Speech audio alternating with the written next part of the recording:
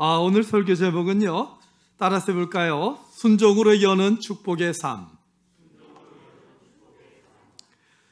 사랑하는 여러분, 우리가 신앙생활을 할 때에 신앙생활에서 가장 어려운 것이 있다면 그것은 바로 실천력입니다.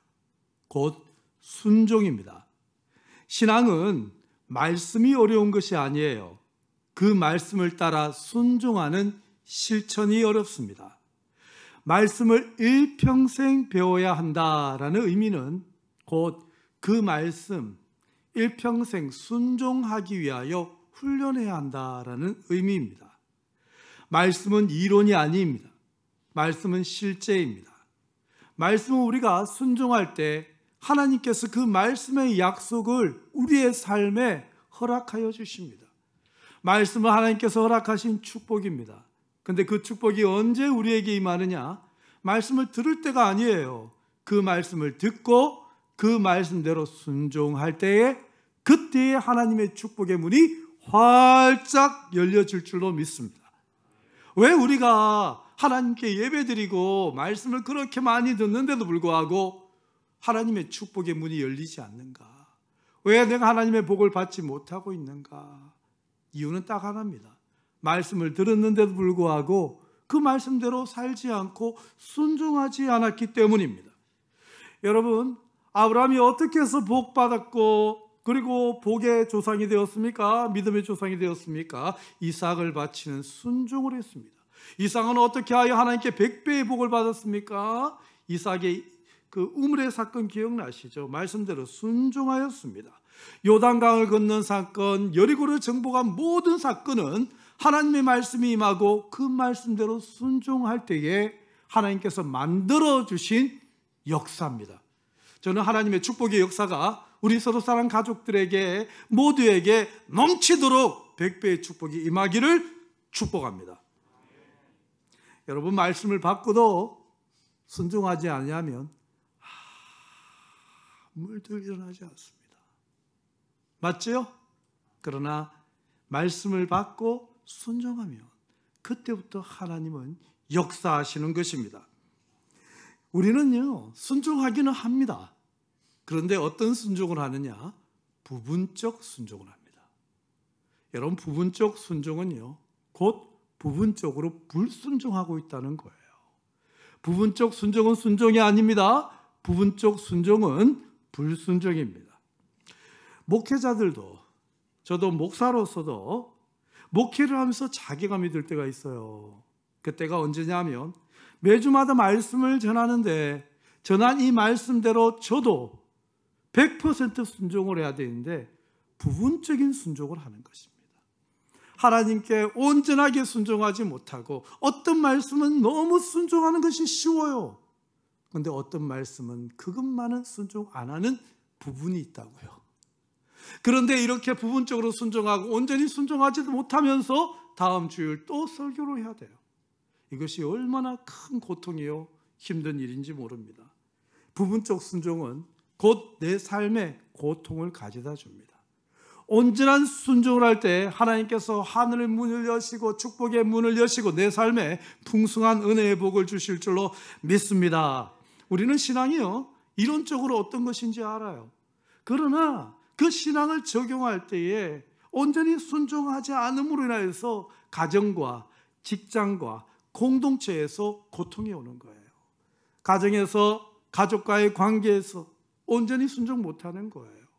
직장에서 동료들과의 또 직장의 그 상사와 그리고 후배와의 관계 속에서 하나님 말씀대로 종이 되어 섬겨야 되는데 부분적으로 하는 거예요. 사람들과의 관계 속에서 하나님께서 사랑하라고 했는데도 불구하고 내가 사랑할 사람에게만 사랑을 주고 부분적인 순종이죠. 이때 신앙의 패배감이 찾아옵니다. 그게 무기력해지는 거예요. 왜 이런 현상이 나타날까요? 환경 때문일까요? 다른 사람 때문일까요? 네, 주위 환경 때문이기도 합니다. 그러나 환경보다도 더 중요한 것이 있는데요. 그것이 바로 순종이 얼마나 중요한지를 몰라서 그래요. 우리는 말씀을 들을 때 어떤 자세로 들어야 되냐면 순종하기 위해서 들어야 되는 거예요. 하나님 말씀을요, 지식으로 알려고 들을 때가 있습니다. 야, 오늘 말씀 좋다. 언제 그런 표현하는지, 오늘 말씀 너무 좋아. 언제인지 압니까? 자기가 순종할 수 있는 말씀 전할 때. 그리고 또 순종해왔던 것 전할 때.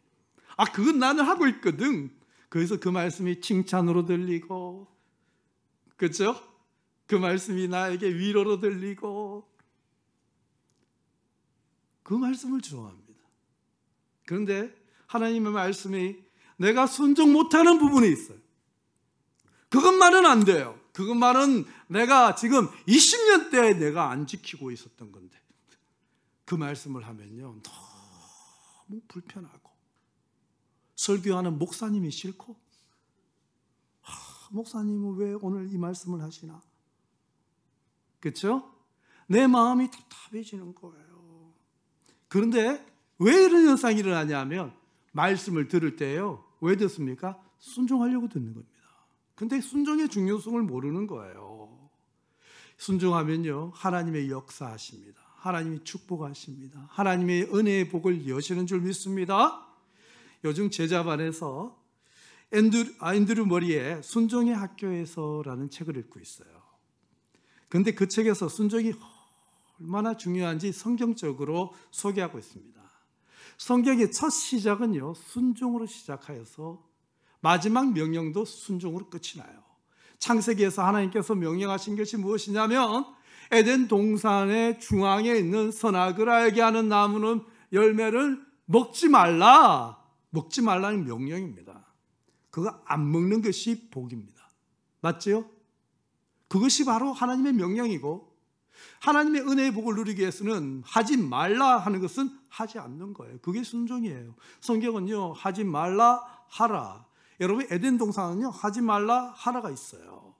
그리고 가나안 땅에 들어가면요 에발산과 그리심산에서 하지 말라 하라가 있어요. 축복이 있고 저주가 있는 거예요. 하지 말라 하는 거 순종해야 됩니다. 하지 말라 하는 거, 그것만 골라서 하는 사람 정말 불행한 사람이죠. 그런데 계시록에는 어떻게 끝나냐면, 생명나무 실과를 따먹게 할 것이요 하고 나옵니다. 그런데 누가요? 말씀에 순종하는 자. 말씀에 순종하는 자는 생명나무 실과를 따먹어요. 말씀에 순종하러 가는 길에, 그 길 앞에 우리를 가로막고 있는 한 가지가 있는데 바로 선악과입니다. 그 유혹을 뿌리쳐야 됩니다. 거기에 불순종해버리면 생명나무 열매 못 먹는 거죠. 풍성한 삶을 못 누리는 거죠. 바로 성경은요 첫 시작부터 하나님의 명령으로 시작하여 그 명령에 순종하느냐 하지 않느냐로 결정나는 거예요. 성경의 마지막도요 순종하는 자가 생명나무 실과를 얻게 되고 생명의 풍성함을 누리게 되는 거예요. 마태복음 7장 21절에 보면, 나더러 주여 주여 하는 자마다 다 천국에 들어갈 것이 아니오 다만 하늘에 계신 내 아버지의 뜻대로 행하는 자라야 들어가리라. 누가 천국에 들어가요? 아버지의 뜻대로 행하는 자가 천국에 들어갑니다. 행한다, 따라하면서 행한다, 순종한다예요. 천국은 어디입니까? 우리가 죽고 나서 가는 곳입니까? 그렇게 국한하면 안 됩니다. 하나님의 나라는 이미 임하였습니다. 예수 믿는 그 순간에 여러분의 가정이 천국입니까? 여러분의 직장이 천국입니까? 여러분의 공동체가 천국입니까? 여러분의 삶이 천국입니까? 그렇다면 우리가 지금 하나님의 뜻대로 행하고 있다는 증거예요. 내 삶이 지금 지옥입니까? 내 가정이 어둡습니까? 내 직장이 어둡습니까? 가는 곳마다 정말 어둡습니까? 딱 하나예요. 하나님의 뜻대로 행하지 않고 불순종하고 있고 부분적으로 순종하고 있기 때문에 어두운 거예요. 천국을 만드시기 바랍니다. 풍성한 삶을 만드시기 바랍니다. 할렐루야. 근데 오늘부터 이제 연구할 거예요. 무엇이 문제일까요? 우리가 왜 순종을 못하는 걸까요? 순종 못하는 이유가 뭘까요? 불순종의 이유가 뭘까요? 왜 부분적으로 순종할까요? 첫 번째 이유가 뭐냐면 마음이 변화되지 않았기 때문입니다. 따라합니다. 마음이 변화되지 않았기 때문이다. 2절에 보면 너희는 이 세대를 본받지 말고 오직 마음을 새롭게 함으로 변화를 받아. 여러분, 마음을 새롭게 하여 변화를 받아야 됩니다. 그런데 우리는 말씀을 듣고 자극을 받으면 변화되었다고 생각합니다. 속은 거지요.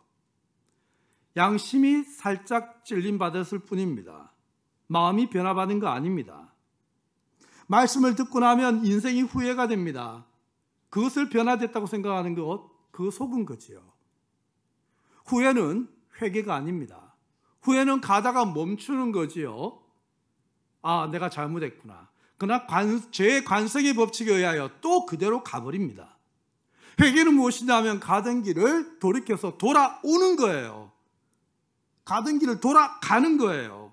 그것이 바로 회개거든요. 우리는요, 말씀을 듣고 깨달으면 그것이 내 마음의 변화라고 하는데 그 변화 아닙니다. 존 번연의 철로 역정에 보면요, 소망과 크리스찬의 대화가 나옵니다. 왜 사람들이 믿음의 길을 나섰다가 다시 세상으로 되돌아가 버리는가, 그 이유를 4가지를 얘기하는데 제가 한 가지만 소개할게요. 제 첫 번째 이유가 뭐냐면 양심은 변화되었는데 마음이 변화되지 않았기 때문이라고 해요. 그럼 마음이 왜 변화되지 않았느냐? 존 번연은요, 마음의 변화를 뭐라고 소개하냐면 마음의 주인이 바뀌는 거라고 합니다. 마음의 변화는 내 마음이 달라졌어, 내 마음이 변화되었어가 아니에요. 이 내 마음의 소유주가 하나님으로 바뀌는 거예요. 내 마음이 이제 내게 아니에요. 내 마음이 나와 상관이 없어요. 내 마음은 누구 거예요? 하나님 거고 하나님의 소유고 하나님의 주인이에요. 그러므로 내 마음과 나는 결별이 되는 거예요. 이것이 무엇이냐면 마음이 변화된 거예요. 내가 하나님께 마음을 드린 거예요. 내 마음은 내게 아니에요. 그것이 바로 하나님께 드리는 거예요. 오늘 본문에 보면 너희 몸을 하나님이 기뻐하시는 거룩한 산 제물로 드리라. 내 몸을 거룩한 산 제물로, 순종의 제물로 드려야 되잖아요. 그럼 드리려면 오늘 2절에 나오는 것처럼 마음이 변화돼야 된다. 이 말은 무엇이냐? 마음을 하나님께 드려야지 내 몸이 드려지는 거예요. 마음을 하나님께 드리지 않고서는요, 내 몸을 드릴 수가 없어요. 순종은요, 이 마음의 소유가 하나님의 것이 될 때에 그때 비로소 내 몸이 순종해집니다. 자, 이해가 되시나요? 자, 오늘요, 마음에 대한 연구를 정확하게 하는데 이 말씀은요, 여러분 10번, 20번, 100번 들어야 됩니다. 영적 싸움에서 무너지는 것이 바로 이 인식이 없었기 때문이죠. 마음이 좀 변화됐대요. 조금 감동받았대요. 마음 변화된 거 아닙니다. 찔림을 받았어요. 마음 변화된 거 아닙니다. 후회가 됩니다. 마음 변화된 거 아닙니다. 이미 내 소유의 내 마음이에요.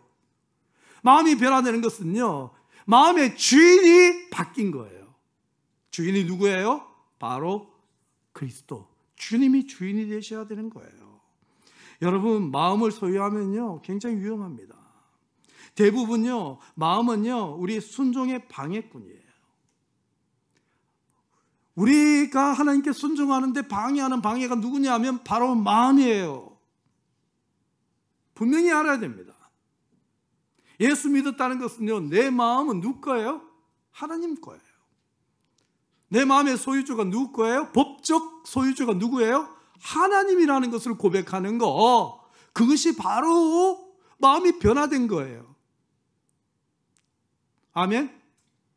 자, 그러면요, 마음을 좀 연구해 보겠습니다. 마음이 왜 위험하냐? 여러분 소유하면 큰일 납니다. 마음은요, 여러분이 소유하고 있으면요, 여러분의 가정이 어두워지고요, 여러분이 여러분 마음을 소유하고 있으면 직장이 어두워지고요, 여러분의 삶이 다 무너집니다. 마음은 굉장히 위험한 거예요. 마음은 소유하면 안 됩니다. 얼른 빨리 주님께 올려드려야 돼요. 어릴 때 올려드릴수록 인생이 평강이 있어요. 어릴 때일수록 우리 자녀들이 사춘기 있기 전에 주님께 마음을 드려야 되는 거예요. 애들이 왜 고통스러운 줄 아세요? 사춘기 때? 자기 마음 때문이에요. 이 마음이 그를 괴롭히는 거예요. 첫 번째는요, 여러분 2가지 마음의 특성이 있는데, 첫 번째는 뭐냐면 마음을 하나님께 드려야 될 이유가 뭐냐면 마음의 부패성 때문이에요. 마음은 심히 부패해요. 마음은 부패하기 때문에 마음을 내가 소유하고 있으면 내가 부패해집니다. 여러분 예레미야 17장에 보면요, 하나님께서 약속하십니다. 너는 시냇가에 심은 나무가 그 뿌리를 강변에 뻗치고 더위가 올지라도 두려워하지 아니하고 잎이 청청하고 그리고 아름다운 결실을 맺게 될 거야 라고 약속을 합니다. 하나님께서 우리를요 풍성한 삶으로, 행복의 삶으로, 축복의 삶으로 잎이 청청하고 아름다운 결실을 맺기 위하여 하나님께서 우리에게 축복을 주셨어요. 그런데 하나님께서 경고하십니다. 그 다음 구절에 조심해야 될 게 있는데, 바로 구절이 이어나오는데, 만물보다 거짓되고 심히 부패한 것은 마음이라. 누가 능히 이를 알리오마는. 아름다운 잎이 청청하고 아름다운 결실을 못 맺게 만드는 방해꾼이 있는데, 그 방해꾼이 바로 너 마음이라는 거예요. 너 마음 때문에 결실을 못 맺고 열매를 못 맺고 풍성한 약속의 삶을 못 산다는 거예요. 왜? 마음은 부패하니까, 마음은 거짓되니까, 만물보다 더럽고 만물보다 부패하고 만물보다 거짓되고. 마음이 얼마나 잘 속이는지 아세요? 마음이 얼마나 다 잘 이렇게 합리화하는 줄 아세요? 마음이 얼마나 대접받으려고 하는지 아세요? 마음이 얼마나 악한지 알아야 됩니다. 우리는 속는 것이요, 내 마음은 착하다고 생각해요. 자, 애들 표현은 깨몽해야 돼요. 내 마음이 선하다고 생각해요. 아니요, 성경은 말합니다. 마음 부패하다고, 거짓되다고. 마음 못됐어요. 여러분의 마음과 여러분을 좀 분리해야 됩니다. 열매를 못 맺도록 하는 거예요. 영적인 모든 문제는 여러분 마음에서 시작됩니다. 세상이 악해서 그런 거 아니에요. 마음이 악해서 그래요. 내 마음이 부패해서 그래요. 내 마음이 거짓돼서 그래요. 여러분, 사사시대를 왜 암흑기라고 말합니까? 사사시대를 영적 암흑기라 그러죠. 사사시대의 대표적인 이렇게 표현이 무엇이냐면, 각자 자기 소견에 옳은 대로 행하였더라. 이걸 우리 표현으로 한마디 할까요? 자, 조금 이렇게 지적하는 말로 할게요. 자기 마음대로 하는 거예요. 자기 마음대로 하는 시대예요. 한마디로 마음 따라가는 시대라고요. 여호수아의 정복, 여호수아의 그 영광은 뭔지 압니까? 좌로나 우로나 치우치지 않고 오직 말씀 따라가는 것이, 하나님의 율례와 말씀 따라가는 것이 정복의 승리의 영적 원리예요. 맞죠? 그런데 왜 사사기 때 완전히 다 무너져 버렸나요? 그렇게 사사들을 많이 보내줘도 왜 무너져 버렸어요? 그들이 사사들의 말을 듣지 않습니다. 그들의 방법은 무엇이죠? 마음 따라가는 거예요. 내 마음 따라, 내 마음이 허락 안 해, 내 마음이 안 그래, 내 마음은 그러고 싶지 않아, 마음 따라가는 거예요. 그랬더니만 영적 암흑기가 오는 거예요. 개인적으로 적용해 보세요. 내 인생에 왜 영적 암흑기가 오는가? 나는 왜 이렇게 요즘 피곤한가? 왜 즐거움이 없는가? 기쁨이 없는가? 만족이 없는가? 응답이 없는가? 하나님의 축복이 없는가? 마음 따라 살고 있어요.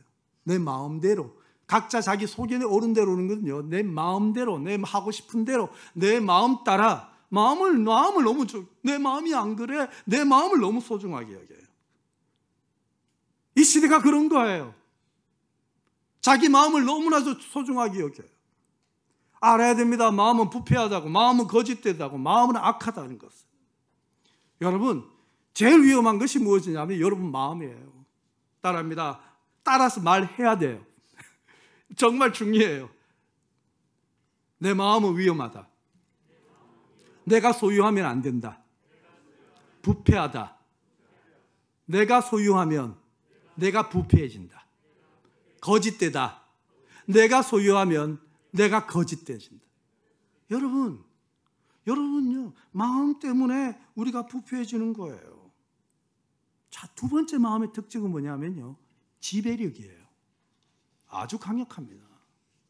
마음은요, 지배력을 갖고 있어요. 여러분, 내가 내 마음을 소유하고 있다고 생각하지만 사실 내가 내 마음을 지배하고 있다고 생각하면 큰 오산입니다.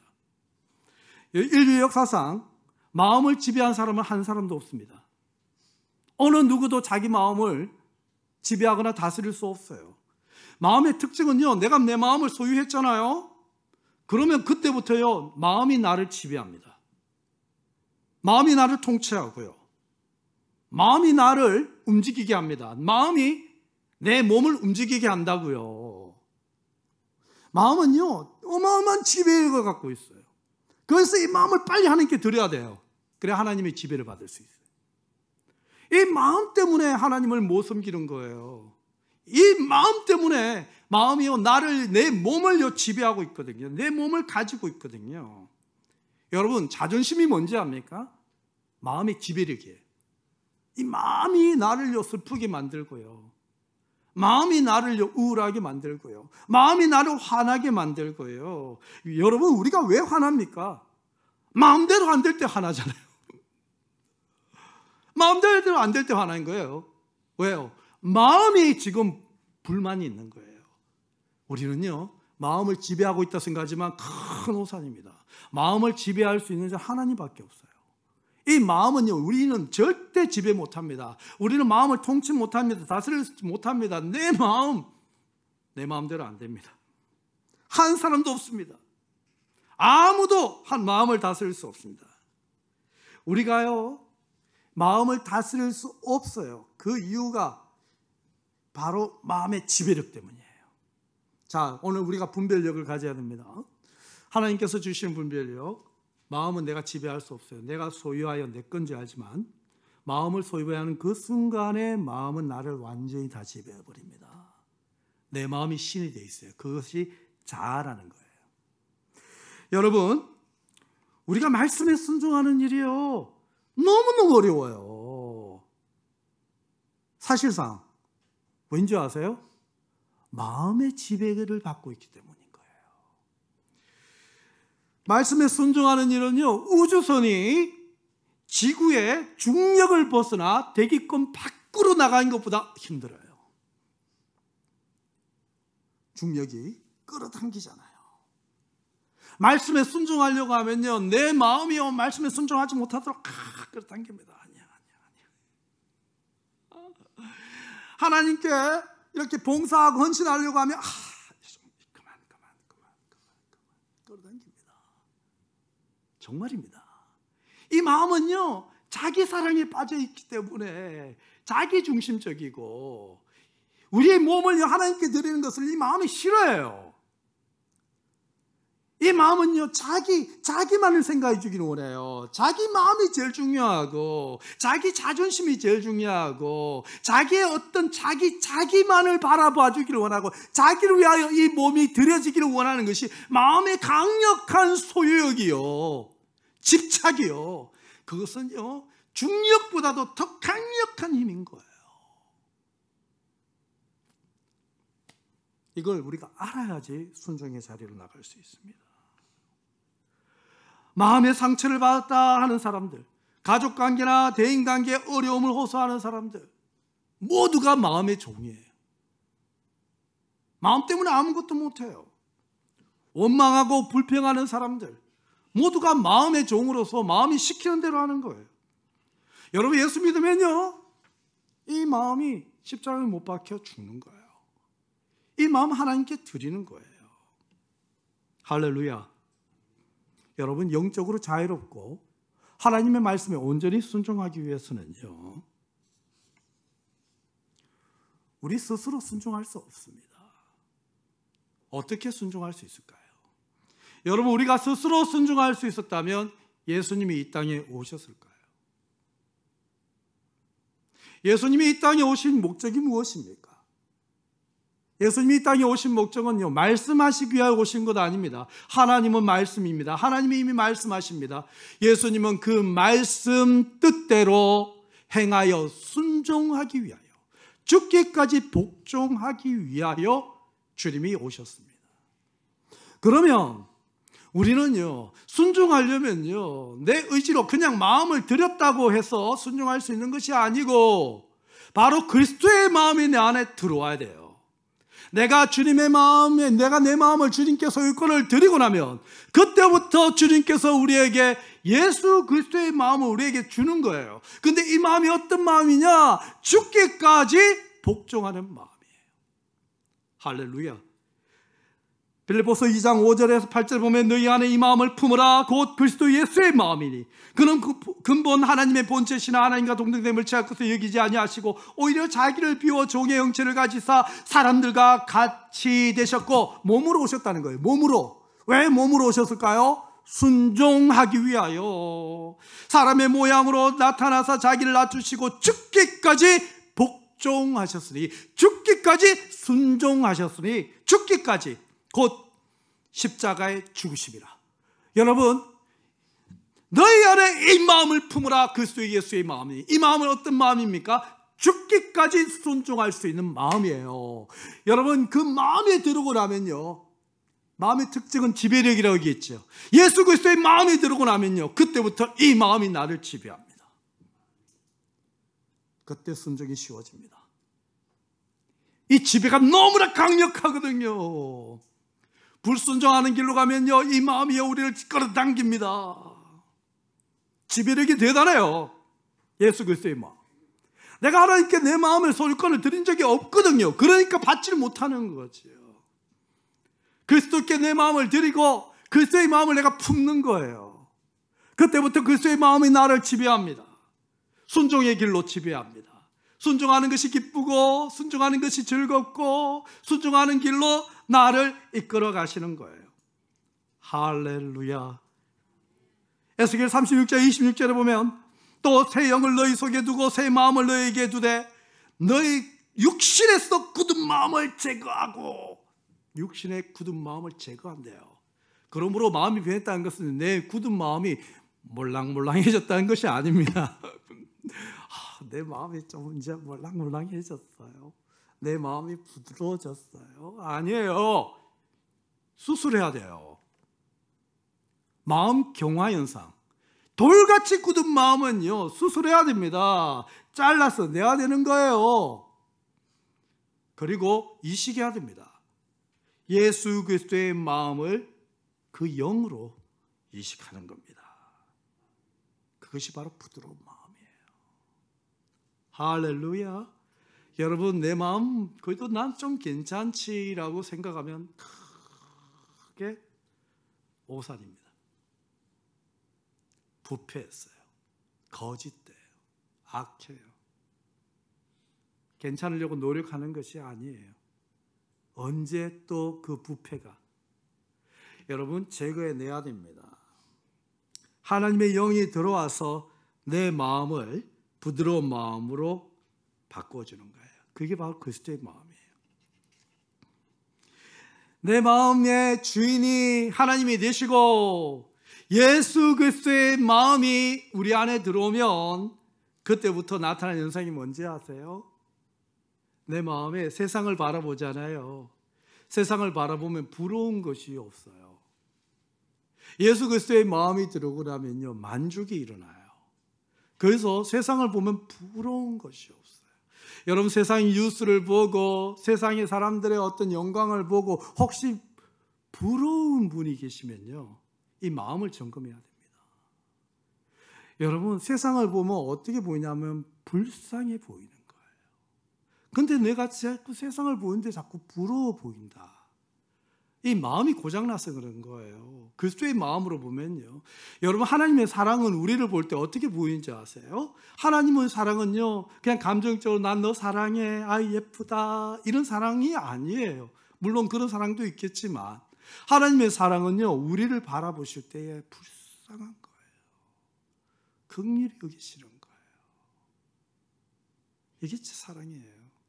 우리 자녀들을 보면요, 아우 예쁘다 할 때 있지만 어떤 마음이 들어요? 아이고 이놈 어떻게 도와줄까? 우리 안에 그런 마음이 들어오면요, 그때부터 세상 사람들, 부한 사람, 높은 사람 누구를 봐도 불쌍한 거예요. 긍휼히 여겨지는 거예요. 이게 그리스도 예수의 마음이에요. 이것이 바로 축복의 문을 엽니다. 그런데 이 영적인 만족이 없으면요, 세상 사람들 보면 부럽고, 세상의 형통을 보면 부럽고, 이미 마음이 하나님께 드려지지 않아서 나타나는 현상이죠. 우리는 사람들과 관계도 마찬가지입니다.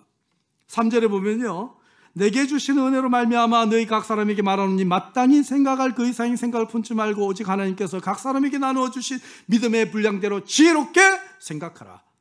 자, 여러분, 오늘 하나님께 마음을 드리고 나면 나타나는 현상이 무엇이냐면 온전한 뜻이 무엇인지 분별하게 됩니다. 지혜가 생겨요. 분별력이 생겨요.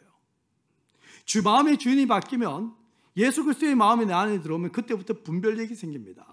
하나님의 시각으로, 하나님의 생각으로 세상을 바라보고 사람들을 대하게 되죠. 그런데 그것이 무엇이냐면요, 지혜로운 생각이에요. 각 사람에게 나누어 주신 분량대로 지혜롭게 생각하는 거죠. 가정에서도요, 지혜롭게 생각하고요. 직장에서도요, 지혜롭게 생각하고요.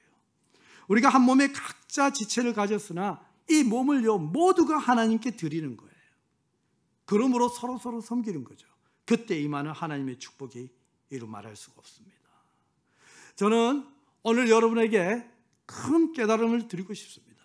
축복의 문을 막고 있는 것은 세상이 아니고 환경이 아니고 조건이 아니고 내 마음이에요. 이 마음을 하나님께 드릴 때에 하나님께서 내 삶을 제사로 받으시는 거예요. 그리고 하나님께서 내 삶의 풍성함을 허락하여 주시는 줄로 믿습니다. 여러분, 가정에서, 직장에서, 공동체에서, 모든 사람들과의 관계에서 여러분 앞에 있는 축복의 문을 가로막고 있는 여러분의 불순종이 무엇입니까? 부분적으로 불순종하고 있는 것이 무엇입니까? 어떤 영역에서 불순종하고 있나요? 어떤 영역에서 내가 산제사로 하나님께 드리지 못하고 있나요? 시간입니까? 재능입니까? 물질입니까? 아니면 여러분의 인생 어떤 부분입니까? 왜 그러지 못하고 있나요? 그것을 가로막고 있는 이유가 무엇입니까? 그것이 열릴 때에 축복의 문이 열리는 줄 믿습니다. 적극적으로 순종하십시오. 적극적으로 순종하기 위하여 적극적으로 내 마음 내 것이 아니다.